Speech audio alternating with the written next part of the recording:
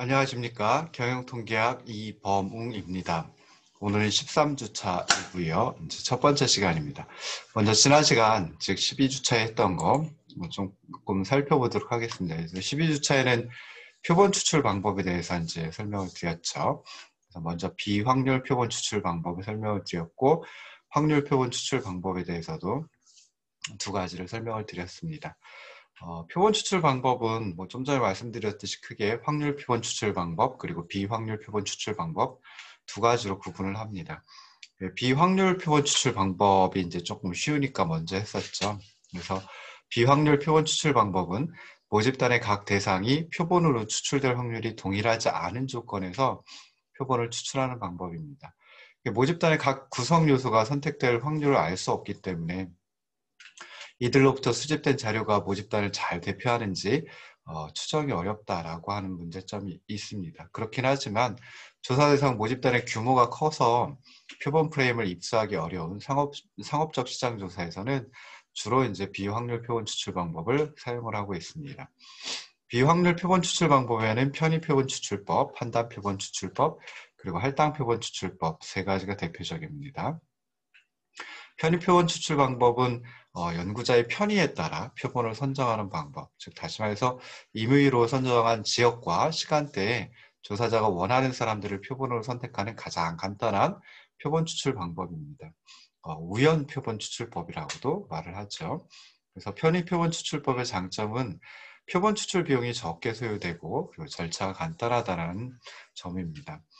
그렇긴 하지만 이제 문제점도 있죠. 그래서 가장 큰 문제점은 편의 표본 추출법을 이용해 가지고 추출된 표본은 모집단을 잘 대표하지 못한다라는 것이 있고요. 두 번째, 응답에 협조하는 대상들만을 조사함으로써 응답을 거부하는 사람들의 특성이 반영되지 못한다라고 하는 문제점이 있습니다. 그래서 특정 표본에 한정된 조사, 그리고 탐색적인 조사, 설문제 사전 조사 등에 주로 활용이 됩니다. 두 번째 비확률 표본 추출 방법은 판단 표본 추출법입니다. 판단 표본 추출법은 모집단에 대한 사전 지식과 조사 목적을 기초로 해서 조사자가 주관적인 판단에 따라 모집단을 대표한다고 생각되는 표본을 선정하는 방법입니다.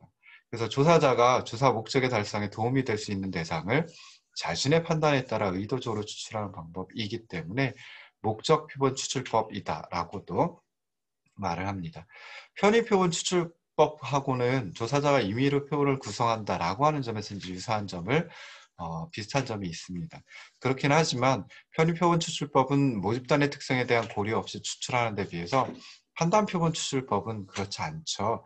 조사자가 모집단의 특성에 대한 사전 지식을 갖고 표본의 대표성을 고려해서 적절한 표본을 선택하려고 노력한다라고 하는 점에서 차이를 보이고 있습니다. 그래서 이런 그 판단 표본 추출법의 장점은 크게 한 세 가지 정도 죄송합니다.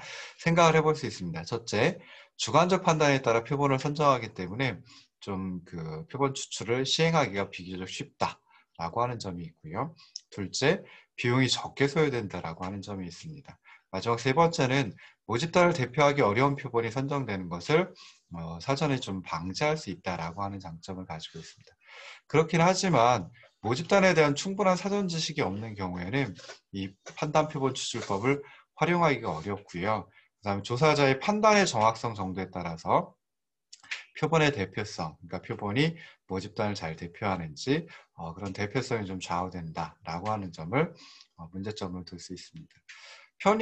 판단 표본 추출법의 이제 한 가지 또 다른 방법이 눈덩이 표본 추출법이라고 하는 게 있습니다. 그래서 스노우볼 샘플링, 그러니까 눈덩이 이렇게 보시면은 그 조그만 눈 뭉치를 가지고 계속 굴리다 보면 이제 커다란 우리가 눈사람 만들 때 활용할 수 있을 정도로 이제 커다란 눈덩이를 만들 수가 있죠.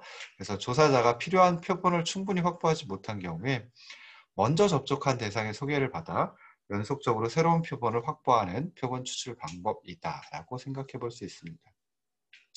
자, 비확률 표본 추출법의 마지막 세 번째가 할당 표본 추출법이었습니다.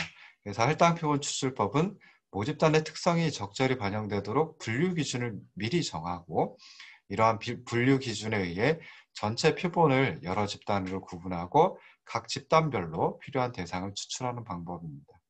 다시 말해서 추출된 표본이 모집단의 특성을 적절히 반영할 수 있도록 모집단의 특성에 비례해가지고 표본을 추출하는 방법이다라고 생각을 해볼 수 있습니다. 그럼 여기서 이제 중요한 게 분류 기준이거든요. 그래서 분류 기준은 주로 이제 지역이라든지 연령, 성별, 소득 수준 이런 특성의 차이에 따라 가지고 할당 비율을 결정을 합니다. 그래서 분류 기준 내에서의 표본 추출은 각 집단 내에서 표본 그러니까 그 분류 기준 그 각 집단 내에서 표본은 표본 프레임 없이 조사자의 주관적 판단 또는 편의에 따라 선정합니다. 다시 말해서 판단 표본 추출법이나 편의 표본 추출법을 이용한다라고 생각을 하시면 좋을 듯 싶습니다.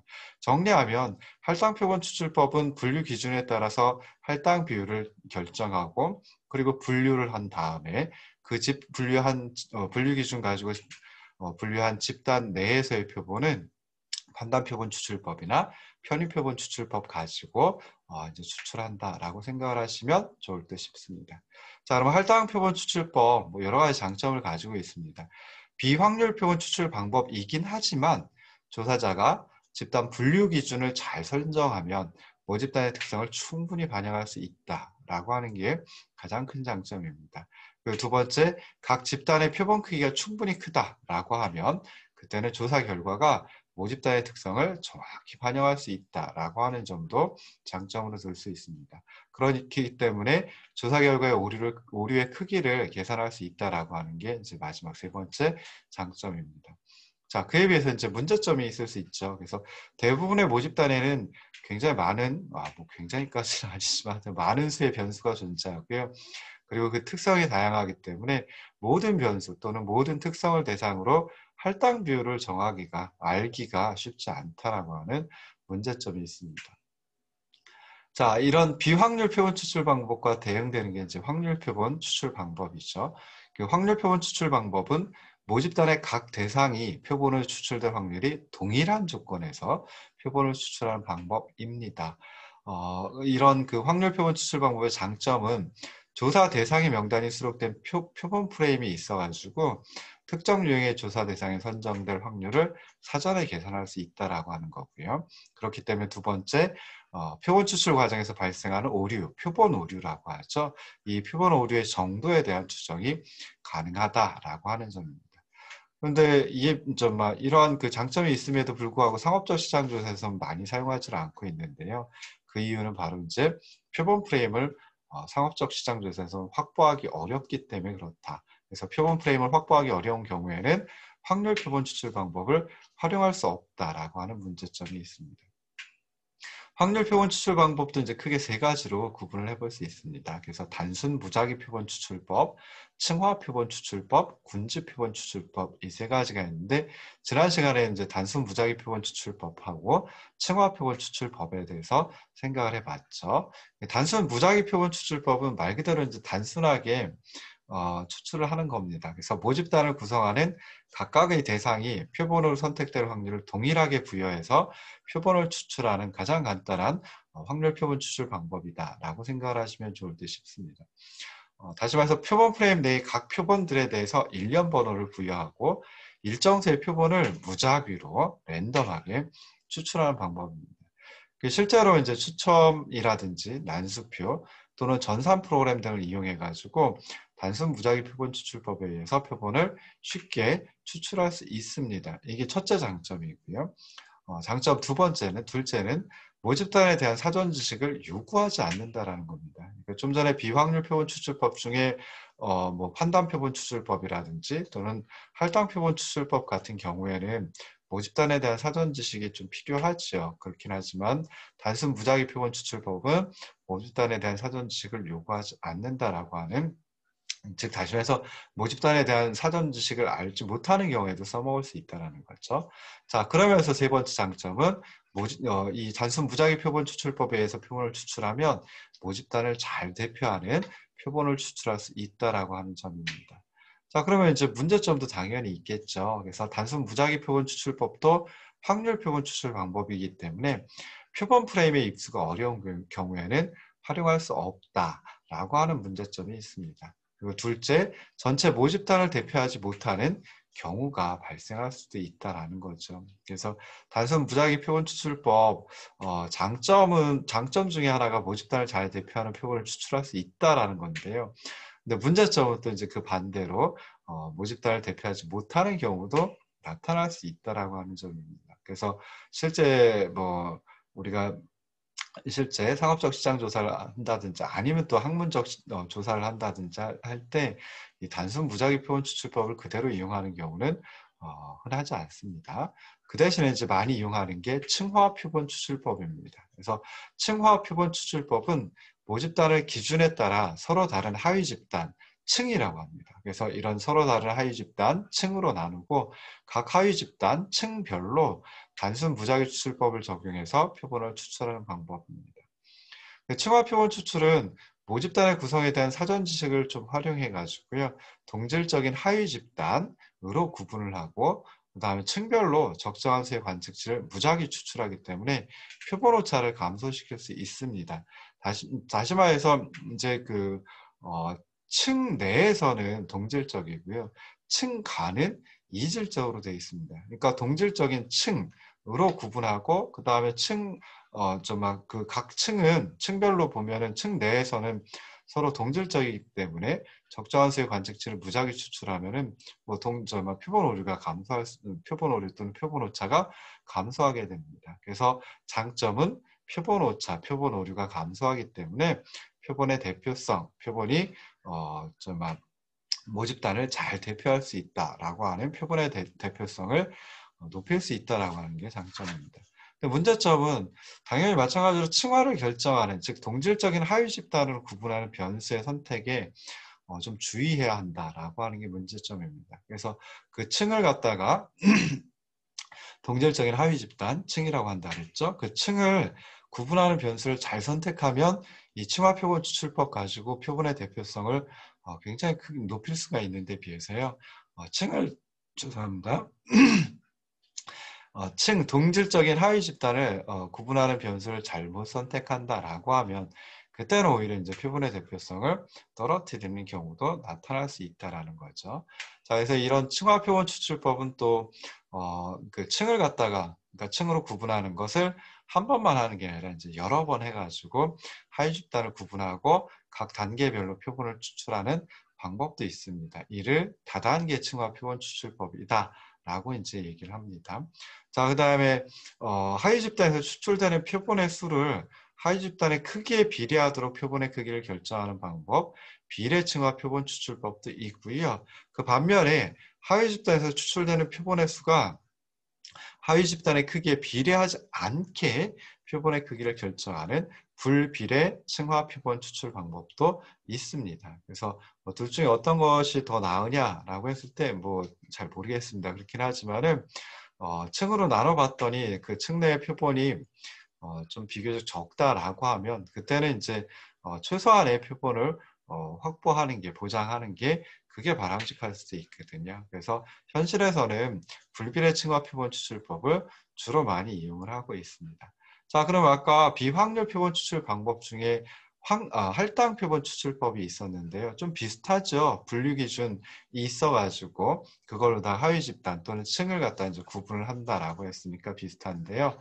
그래서 그 모집단을 기준에 따라 하위 집단으로 분류하고 하위 집단별로 표본을 추출한다라고 하는 점에서 요 층화 표본 추출법은 비확률 표본 추출 방법 중에 할당 표본 추출법과 굉장히 비슷하다라고 생각해 볼 수 있습니다. 근데 차이점은 할당 표본 추출법은 각 하위 집단별로 각 하위 집단 내에서 표본을 추출하는 과정이 이제 비확률적인, 그러니까 아까 말씀드렸던 편의 추출 방법이나 판단 추출 방법을 이용하는데요. 근데 층화 표본 추출법은 각 하위 집단에서 표본 추출을 할 때 단순 무작위 표본 추출법으로 한다라고 하는 점에서 이제 좀 차이가 있다라고 생각을 하시면 좋을 듯 싶습니다.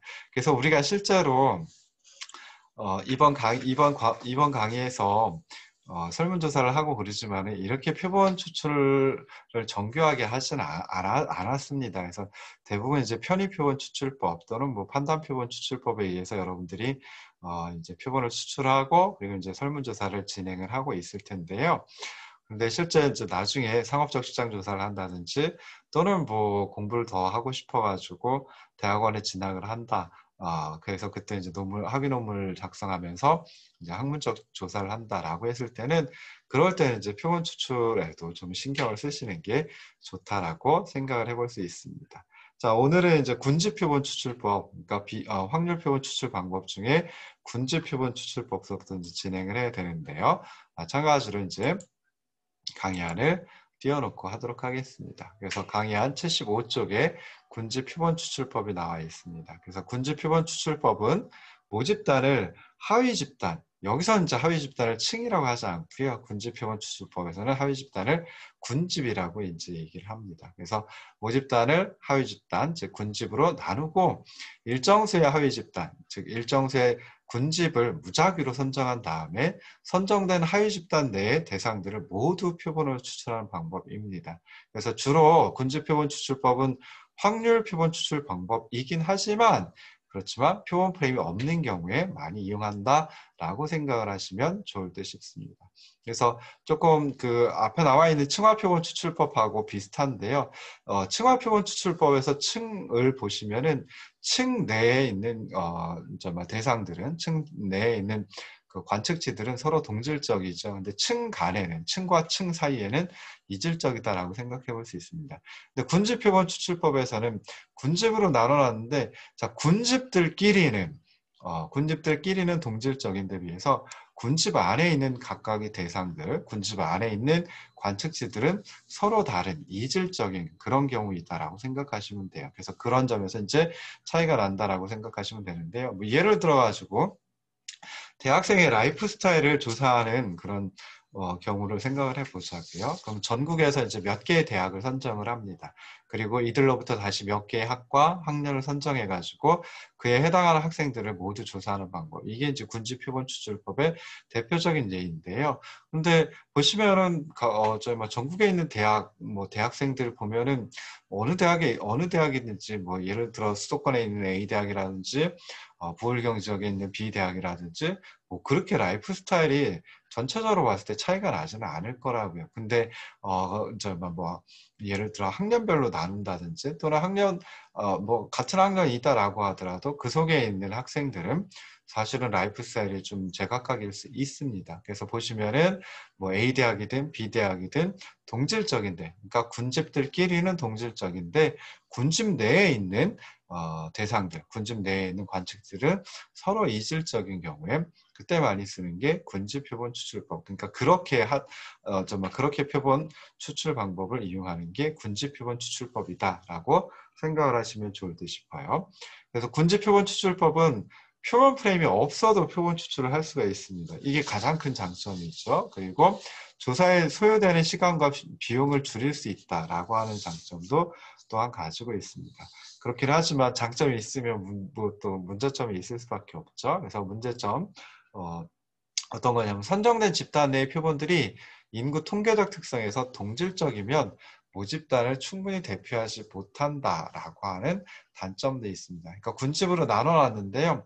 군집들끼리는 서로 동질적이라고 얘기했죠. 근데 군집 내의 관측지들은 서로 동질적이지 않고 이질적이다라고 생각해 볼 수 있습니다. 근데 어쩌다 이렇게 뽑아낸 군집을 봤더니 군집 내에 있는 관측지들이, 군집 내에 있는 대상들이 동질적이다라고 하면, 우연히 그렇게 됐다라고 하면, 그때는 이제 이 표본들이 모집단을 충분히 대표할 수 없다라고 하는 그런 문제점을 가지고 있습니다.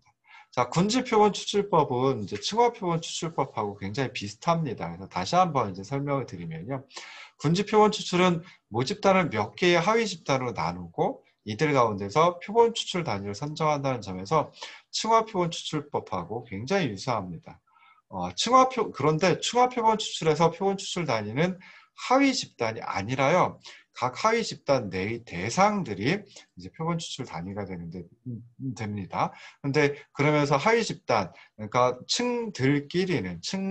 층별로는 서로 이질적이지만 그 층 내의 대상들은, 층 내의 관측지들은 동질적인 그런 그 특징이 있습니다. 근데 군집 표본 추출에서는 표본 추출 단위가 하위 집단 그 자체입니다. 군집 하나를 그냥 드러내 가지고 전체를 군집 내 관측지대, 군집 내 대상들 전체를 갖다 이제 표본으로 추출하는 거거든요.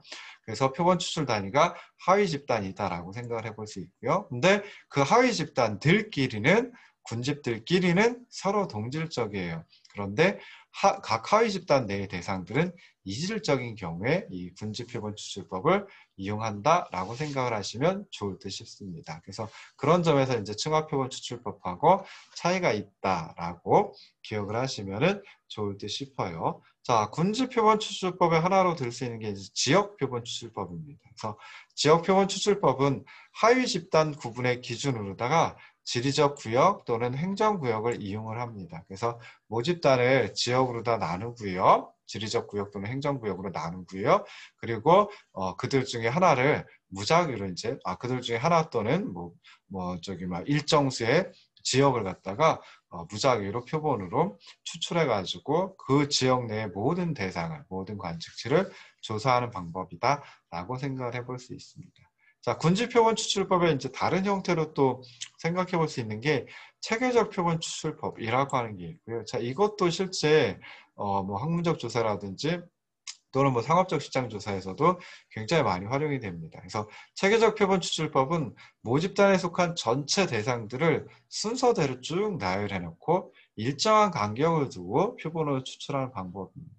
그래서 예를 들어 가지고 롯데백화점 부산 본점을 방문하는 고객들의 소비 성향 같은 것을 조사하려고 합니다. 그럴 때 백화점 정문을 통해 입장하는 고객들 중에 10번째마다 표본으로 추출하는 겁니다. 그래서 첫 번째 고객, 11번째 고객, 21번째 고객, 31번째 고객 이런 식으로 해가지고 표본을 추출하고 그들을 대상으로 이제 조사를 하는 경우를 생각을 해볼 수 있습니다. 그러면 이건 어떤 것하고 이런 것하고 똑같은 거죠. 전체 대상을 10개의 군집으로 나누고 그리고 이들 중에 한 군집을 선택해가지고 군집 내의 모든 대상을 표본으로 추출하는 것과 같습니다.